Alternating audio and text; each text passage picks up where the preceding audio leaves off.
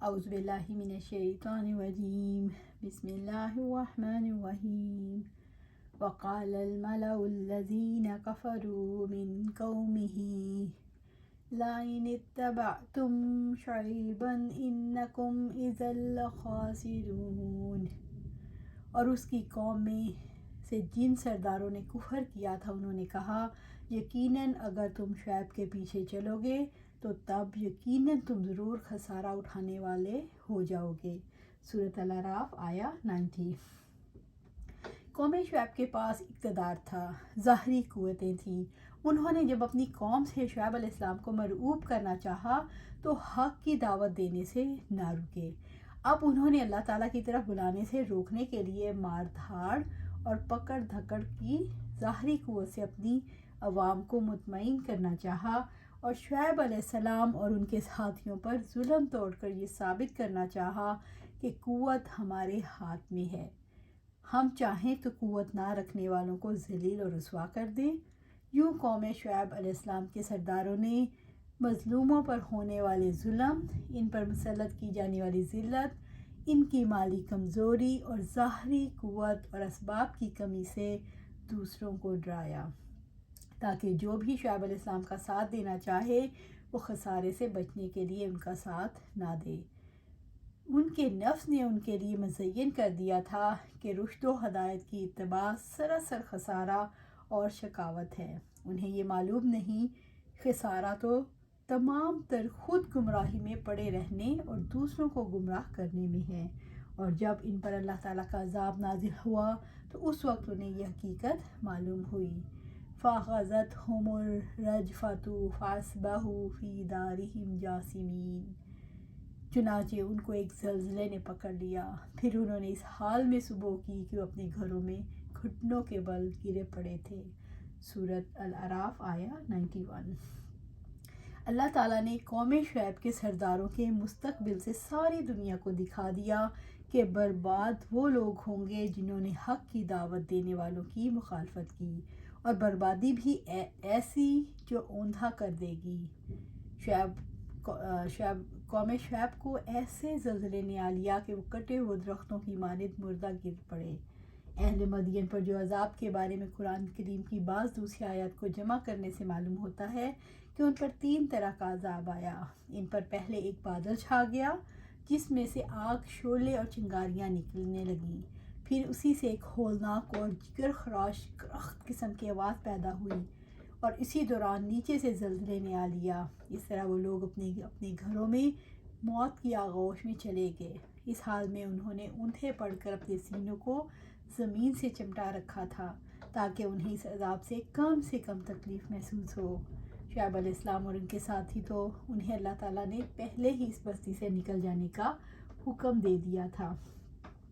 الذین کذبوا شعیبا کأن لم یغنوا فیہا الذین کذبوا شعیبا کانوا هم الخاسرون۔ جن لوگوں نے شعیب علیہ السلام کو جھٹلایا گویا وہ اس میں رہے ہی نہ تھے۔ وہ لوگ جنہوں نے شعیب علیہ السلام کو جھٹلایا وہی خسارہ اٹھانے والے تھے۔ سورۃ الاعراف آیا 92۔ وہ اپنے گھروں میں اوندھے پڑے رہ گئے، ایسے بے حس و حرکت گویا وہ ان میں بسے ہی نہ تھے، گویا انہوں نے گھروں کی تعمیر ہی نہ کی تھی۔ وہ ایسے برباد ہوئے کہ ان کے گھروں میں ان کے کچھ آثار بھی باقی نہ رہے۔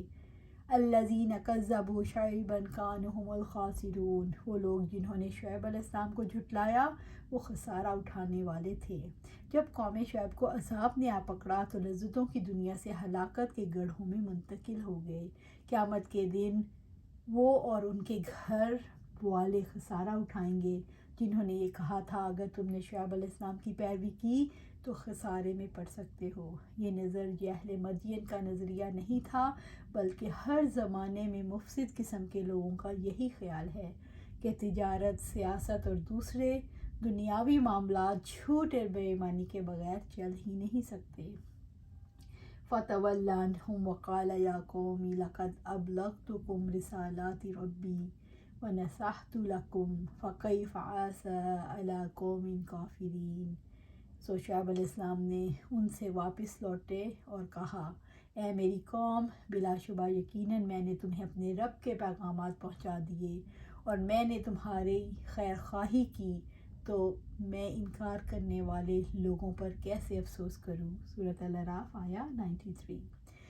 شعیب علیہ السلام ان سے ایسے جدا ہوئے کہ ان کے راستے بھی جدا ہو گئے اور انجام بھی جدا ہو گیا۔ جب وہ سب برباد ہو گئے تو ان کی ہلاکت کے بعد ان سے خطاب ہو کر کہنے لگے، لَقَدْ أَبْلَغْتُكُمْ رِسَالَاتِ رَبِّي، میں نے تمہیں اپنے رب کے پیغامات کھول کر بیان کر دیے، تم نے سب کچھ سمجھا لیکن سرکشی کی، وَنَصَحْتُ لَكُمْ، اور میں نے تمہاری خیر خواہی کی لیکن تم نے قبول نہیں کی، تم نے نافرمانی ہی کی، فَكَيْفَ عَسَىٰ عَلَىٰ قَوْمٍ كَافِرِينَ، تو میں انکار کرنے والوں لوگوں پر کیسے افسوس کروں۔ شعیب علیہ السلام کو اپنی قوم کی بربادی پر کوئی افسوس کیوں نہیں ہوا؟ شعیب علیہ السلام کو قوم کی بربادی پر افسوس اس لیے نہیں تھا کہ انہوں نے رب کے پیغامات پہنچا دیے اور خیر خواہی کا حق ادا کر دیا، لیکن قوم نے حق کو قبول کرنے سے انکار کر دیا۔ اس قوم پر افسوس کا اظہار کیسے ہو سکتا ہے جس کا دین فرق ہے؟ جب لوگوں کے عقائد فرق ہو جاتے ہیں تو ان کی زندگی کے راستے جدا جدا ہو جاتے ہیں۔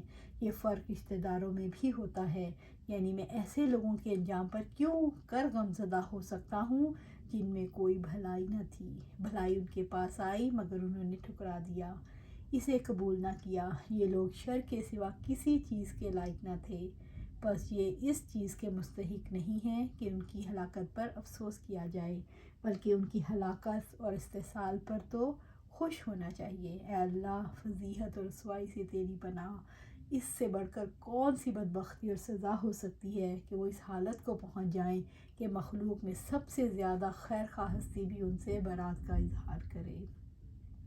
وَمَا أَرْسَلْنَا فِي قَرْيَةٍ مِّن نَّبِيٍّ إِلَّا أَخَذْنَا أَهْلَهَا بِالْبَأْسَاءِ وَالضَّرَّاءِ لَعَلَّهُمْ يَضَّرَّعُونَ، اور ہم نے کسی بستی میں کوئی نبی نہیں بھیجا مگر ہم نے اس کے رہنے والوں کو تنگی اور تکلیف کے ساتھ پکڑ لیا تاکہ وہ گڑ گڑائیں۔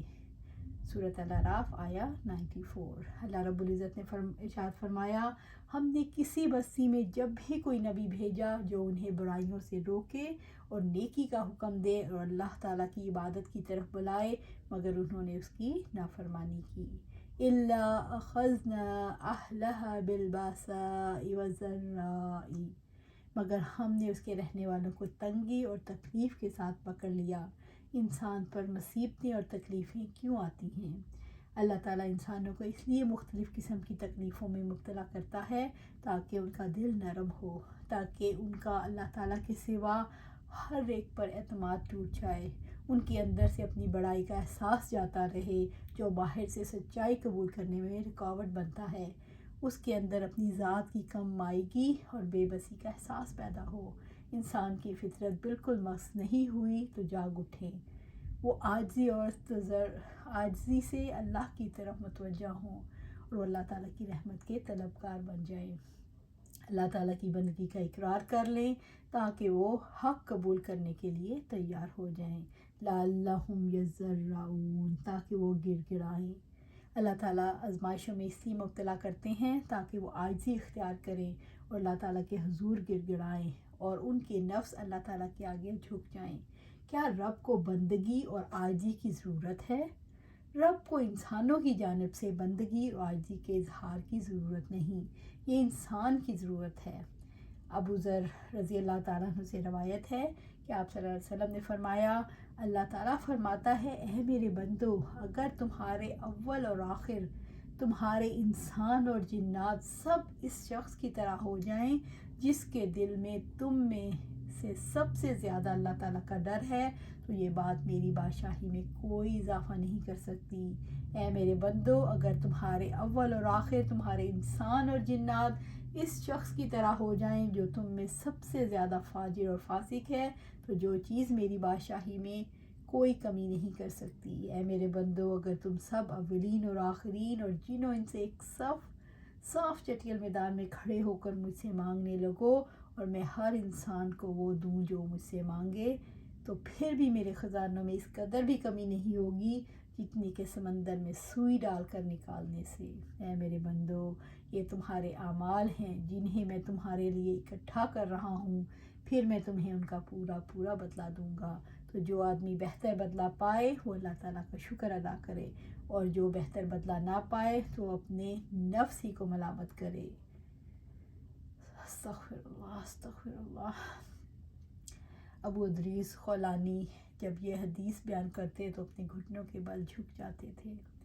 مصیبتیں مومن اور منافق پر کیسے اثرات چھوڑتی ہیں؟ رسول اللہ صلی اللہ علیہ وسلم نے فرمایا، مومن پر مصیبتیں آتی رہتی ہیں یہاں تک کہ وہ گناہوں سے پاک ہو جاتا ہے، اور منافق کی مثال گدھے کی طرح ہے، وہ نہیں جانتا کہ اس کے مالک نے کس لیے اسے باندھا اور کیوں چھوڑ دیا۔ انسانوں کو عاجزی سکھانے کے لیے اللہ تعالیٰ کا طریقہ کار کیا ہے؟ اللہ تعالیٰ عاجزی سکھانے کے لیے نفسیاتی اور روحانی مصیبتوں میں مبتلا کرتے ہیں تاکہ دل زندہ ہوں۔ اللہ تعالیٰ رنج و غم میں مبتلا کرتے ہیں تاکہ انسانوں کو کمزوریاں دور ہو جائیں اور ان کے اندر احساس تیز ہو جائے، اور انسان اللہ تعالیٰ کی رحمت کی طرف توجہ کرے۔ جو انسان اطمینان محسوس کرتا ہے اور اللہ تعالیٰ کی رحمت کو پا کر عاجزی اختیار کر لیتا ہے۔ مصیبتوں کی آزمائش پر بعض لوگ مایوس ہو جاتے ہیں، آزمائش پر بعض لوگ صبر کرتے ہیں۔ جن لوگوں کی فطرت مسخ نہیں ہوتی وہ اللہ تعالیٰ کو یاد کر کے قوت حاصل کرتے ہیں، اللہ کی طرف توجہ کرتے ہیں اور عاجزی کا اختیار کرتے ہیں۔ تو اللہ تعالیٰ سے دعا ہے کہ اللہ سبحانہ تعالیٰ ہمیں مومن بنائے، کہ مومن ایسا اس کی عجیب ہے، مومن کی حالت عجیب ہے، یعنی کہ وہ ہر طرح جب بھی اسے کوئی مصیبت آتی ہے تو اس پر صبر کرتا ہے، تو اس کو یعنی اس کی کیفیت عجیب ہے۔ کس طرح کہ جب کوئی مصیبت آتی ہے تو صبر کرتا ہے اور اجر پاتا ہے، اور اگر کوئی اسے نعمت ملتی ہے تو اس پر شکر کرتا ہے تو اجر پاتا ہے۔ تو ہمیں بھی چاہیے کہ ہم اپنے آپ کو مومنین کی صف میں شامل کریں، اور اس کے لیے ضروری ہے کہ متقین بنیں۔ متقین کے لیے ضروری ہے کہ ہم اللہ کے ہر احکام کو سمعنا و اطعنا کریں، اور ہر نواہی کو جو اس نے منع کیا ہے اس کو جیسے ہی سمعنا و اطعنا کریں، یعنی برائیوں سے بچیں اور نیکیوں کی طرف دوڑیں، اسی میں ہماری بھلائی ہے۔ اللہ سبحانہ تعالیٰ سے دعا ہے قرآن و سنت کے مطابق عمل کریں اور اس پر استقامت دیں، تاکہ ہم صراط مستقیم پر چلتے چلتے اللہ سبحانہ تعالیٰ کے پاس جنت الفردوس میں جا پہنچیں۔ اللہ سبحانہ تعالیٰ تو ہی یہ کر سکتا ہے۔ اللہ سبحانہ تعالیٰ ہمیں جنت الفردوس میں پہنچا دے۔ اللہ سبحانہ تعالیٰ ہمیں جنت الفردوس میں پہنچا دے۔ اللہ سبحانہ تعالیٰ ہمیں جنت الفردوس میں پہنچا دے۔ آمین یا رب العالمین۔